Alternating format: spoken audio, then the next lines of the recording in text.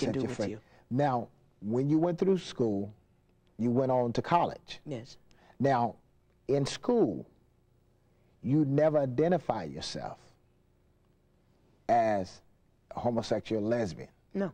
You never encountered No. any type of relationship of that magnitude. No, I was very homophobic, actually. Very homophobic. Yeah, extremely. I remember when I came home from college, and you know, that was another thing that affected me. When I went to college, I felt I was a woman now. You felt like you was a woman? I was a woman.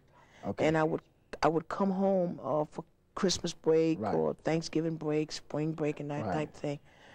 And it would be, say, Christmas break, and it's winter, Right. and my dad would come and knock on my door at 4 o'clock in the morning and say, you need to get up and come help me cut down some trees so that we can get the Here firewood. you go, going back to be a man. Yeah, and I mean, you know, and he would have to get us up, get me up that early, because he had a piece of land and where he would cut the trees, and there was no road there, but just where he would drive the truck, and so he would have to go while the ground was still frozen. Right. Otherwise, he would get stuck. Now, the boys would be upstairs in the bed, all the sisters, but he would knock on my door.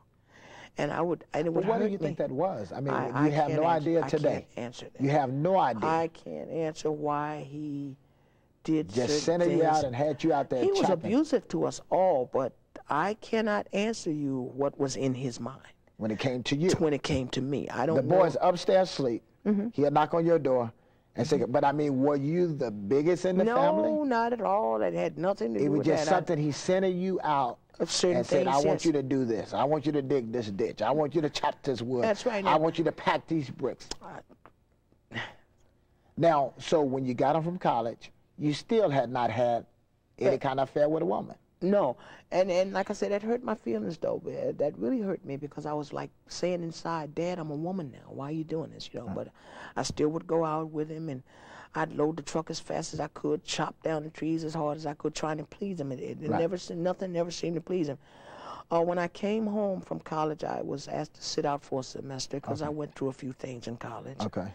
I wound up getting pregnant while I was in college, and I was definitely afraid to tell my parents, because my father would always say that I was never going to amount to anything, and that I'd probably have 50 babies. Okay. So now all of a sudden here I am in college, and I get pregnant, and I'm afraid that if he finds out, then I'm just really proving him right. Okay. So that secret was kept for a while, and my grades fell, and they asked me to sit out for a semester and come back. I took a job. In Colonial Williamsburg. It's a tourist town, so it's full of hotels, banks, and restaurants.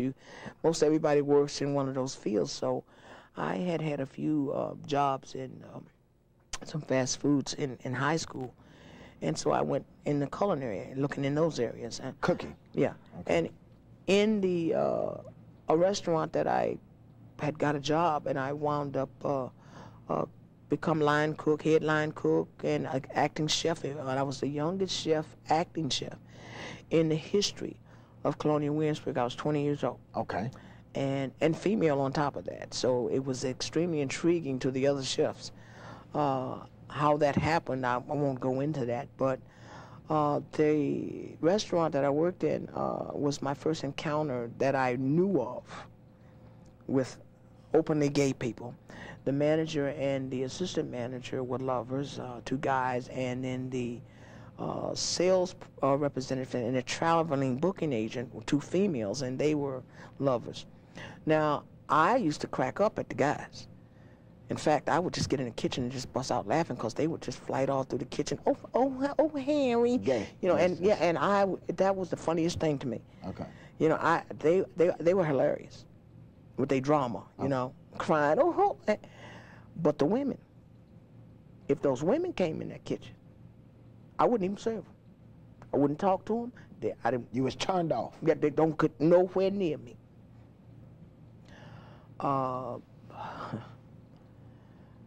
People ask me, they say, well, how did it happen for you? It was, we were drinking every night, clubbing, and the lounge club thing was hopping in with the club bands, and we would go out every night drinking.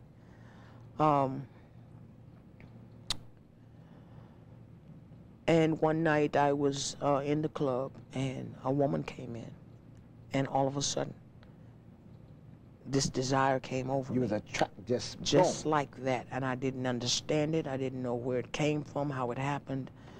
And eventually, down the road, I wound up with a woman, unplanned.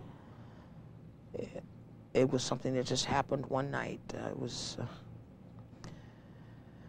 So spirits, so one thing about the enemy is very patient. Mm-hmm. He's taking you on this journey, and that's what we're going on, a journey running away from life. So you went through childhood, being molested by boys that was constantly in your household, you know, boys coming over, this and that, family members, dysfunctional with certain types of spirits. We will not go into, because we're not here to implicate the family. Then you're going to college, getting pregnant, having an abortion, I assume, privately, wanting to be accepted as one of the females in the family opposed to one of the males in the chores, but your dad constantly having you doing manual labor, not washing dishes, not dusting tables, but chopping wood. Now here we are, you're sitting out of college, taking a break, trying to do the right thing, working a job, and there the enemy is.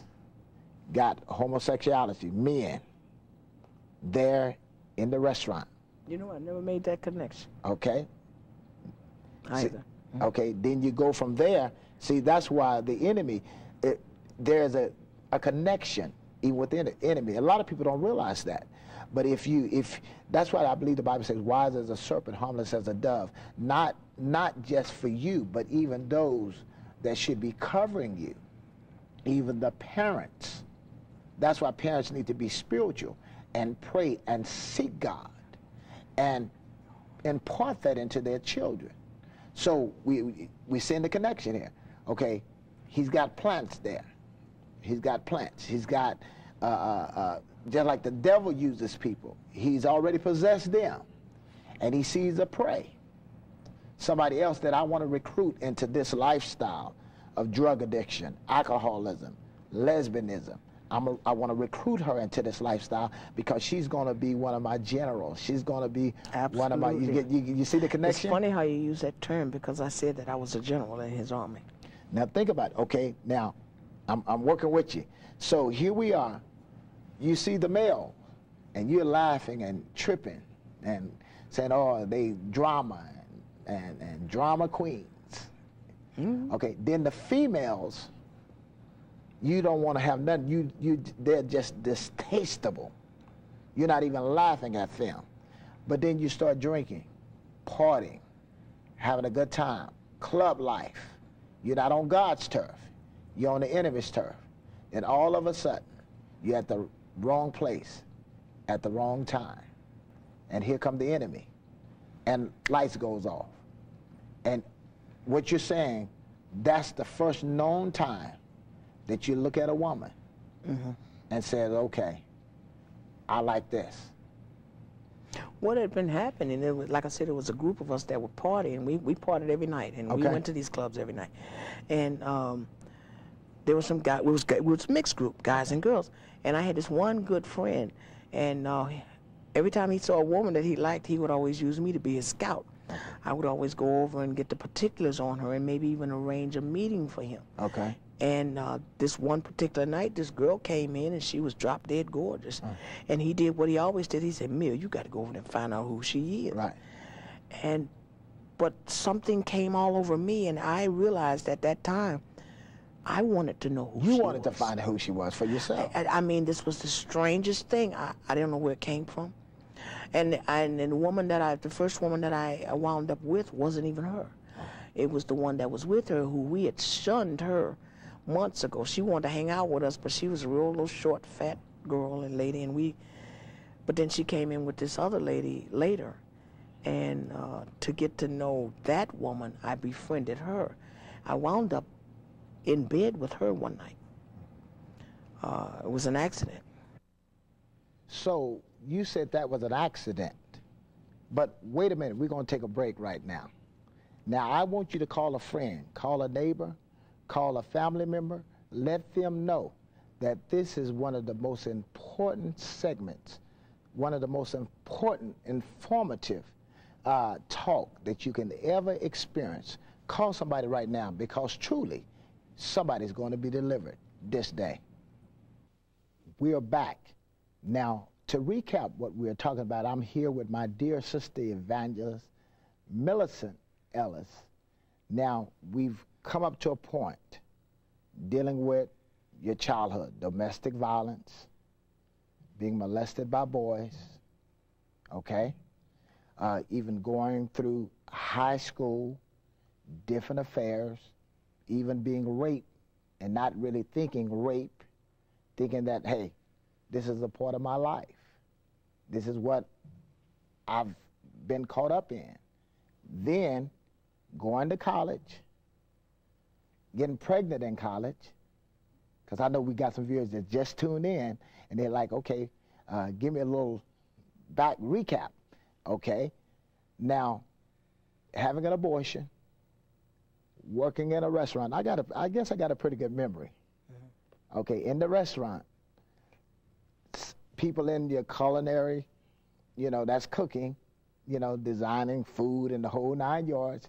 2 of the guys are gay. Then you got females